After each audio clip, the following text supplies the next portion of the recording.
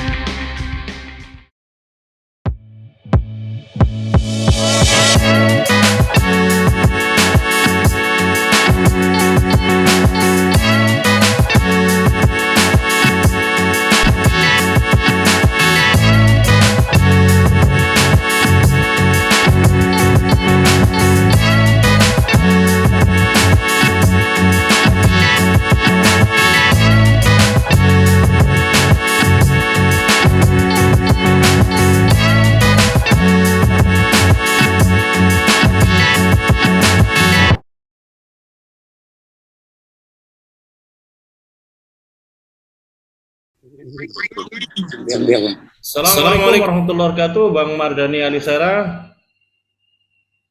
Waalaikumsalam warahmatullahi wabarakatuh, Ca. Dan Gimana teman-teman kabarnya, semua. Ca?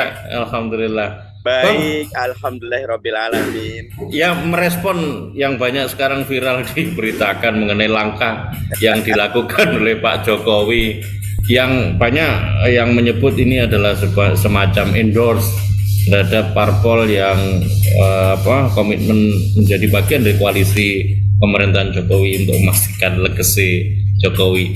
Apa urgensi dari sisi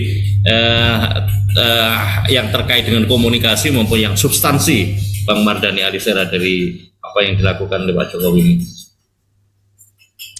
Yang pertama kalau buat saya bab etika, ya, beliau itu harus sadar sebagai presiden juga kepala negara punya ruang berpendapat yang sangat dibatasi oleh konstitusi. Dalam hal ini sikapnya tidak boleh partisan.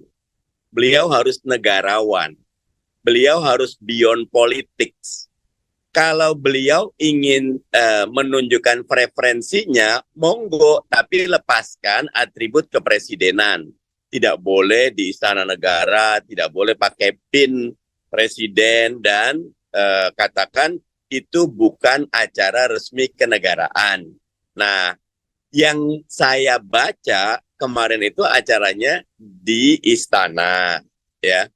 Saya tidak tahu apa yang terjadi di dalamnya, tetapi ketika ada sesi tanya jawab, Pak Jokowi tegas menyatakan tidak mengundang Nasdem karena sudah ada koalisi yang lain. Pernyataan ini sangat jelas kalau kita pakai teori mafhum mukhalafah, ini tafsir sebaliknya, Cak, bahwa beliau udah mengekskluditkan Nasdem karena tidak gabung dengan koalisi yang sedang ingin dibangun. Preferensinya sangat jelas dan itu secara etika fatal, tidak boleh seperti itu, apalagi di acara yang punya pakai fasilitas ataupun beliau sebagai presiden. Nah, itu fatal sekali dan karena itu kita tegas mengkritik, ini etika yang berbahaya sekali. Begitu, Cak. Ya, Bang Mardhani, apa sih relevansi, katakanlah kalau ini dianggap tidak etis secara kultur politik, budaya politik, implikasinya kalau ini memang benar-benar dilakukan oleh Presiden Jokowi secara standing position beliau sebagai Presiden Jokowi, artinya apakah ini nanti akan mencederai substansi dia sebagai seorang presiden atau seperti apa Bang Mardhani melihatnya? Demokrasi itu butuh nilai, Cak. Ya. Terdengar suara saya, Cak, ya? Terdengar, Bang. Terdengar, Bang. Dan nilai itu diwujudkan dalam bentuk etika. Cawe-cawe presiden untuk Pilpres 2024 berbahaya sekali karena kita ini masih negara yang punya budaya feodal.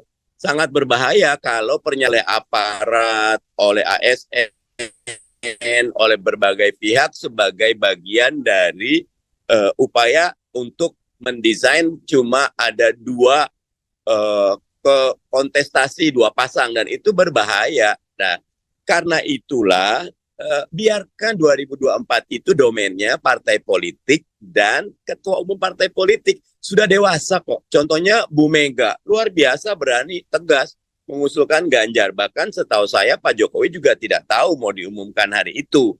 Karena Pak Jokowi sudah di Solo sampai balik Jakarta balik gitu kan.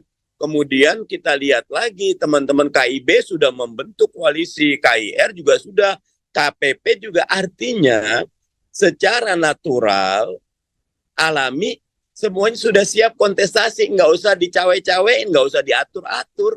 Biarkan rakyat punya hak untuk mendapatkan kontestasi yang jurdil. Begitu, Cak. Ya, sebagaimana spekulasi publik, seberapa jauh sih sebetulnya secara faktual ini mengindikasikan semacam cawe-cawenya Presiden Jokowi terkait dengan road to Pilpres dalam kontestasi politik 2024, Bang Mardhani Alisera?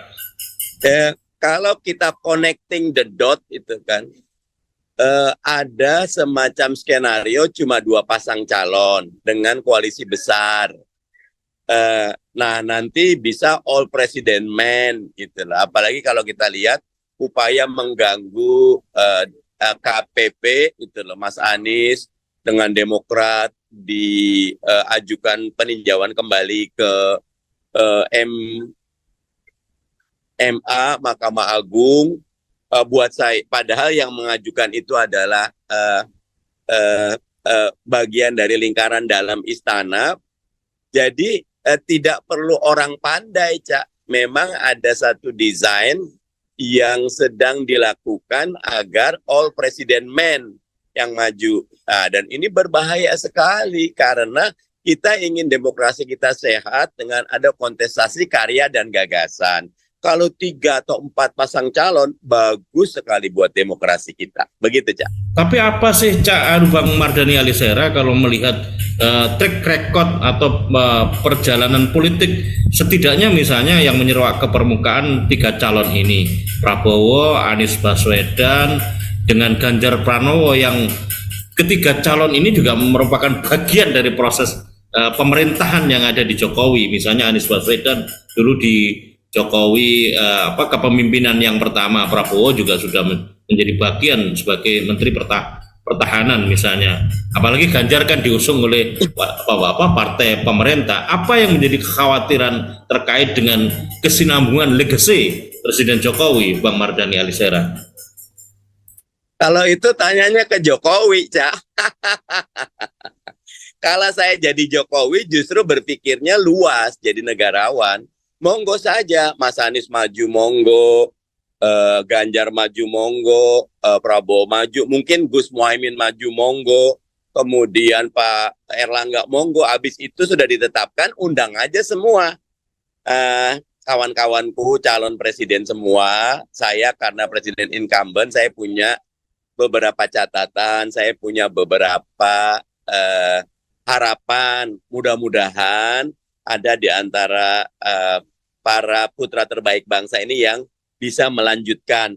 Cuma itu seruan bagus dan itu elegan sekali. Selebihnya apakah akan dilanjutkan tidak? Itu biarkan keputusan rakyat yang menentukan. Kalau Mas Anies Baswedan yang terpilih dan ternyata beliau punya kebijakan yang berbeda, ya likulli marhala rijaluha. Setiap tahapan tuh ada orangnya, tantangannya beda, kondisinya beda, konteksnya beda, geopolitiknya beda, sumber dayanya beda, waktunya beda, biarkan saja, jangan dikungkung. Wah, semuanya itu namanya kita ngikutin orde lama atau orde baru, biarkan saja dan nggak usah merasa bahwa yang setelah ini akan lebih buruk dari saya. Husnuzon aja, akan ada seleksi yang baik selama prosesnya jurdil. Begitu, Cak. Ya, terakhir Bang Mardhani Alisera. Sebetulnya terkait dengan pertanyaan saya tadi adalah pertanyaan publik mengenai seberapa jauh sih itu kualifikasi capres yang akan datang bisa melanjutkan problem-problem yang menjadi legacy dari Jokowi, misalnya soal kereta api cepat, soal IKN, soal penataan reformasi hukum terutama di lembaga penegak hukum dan lain sebagainya, Bang Mardhani Alisera. Kalau saya melihat justru banyak catatan. IKN kita fundamentalnya apa perlu saat ini. Sehingga wajar kalau siapapun capres yang terpilih akan melakukan revisi. Kereta cepat, kita sudah ada moda transportasi tol, non-tol, kereta parahyangan sekarang, sementara kosnya terus membengkak. Ya.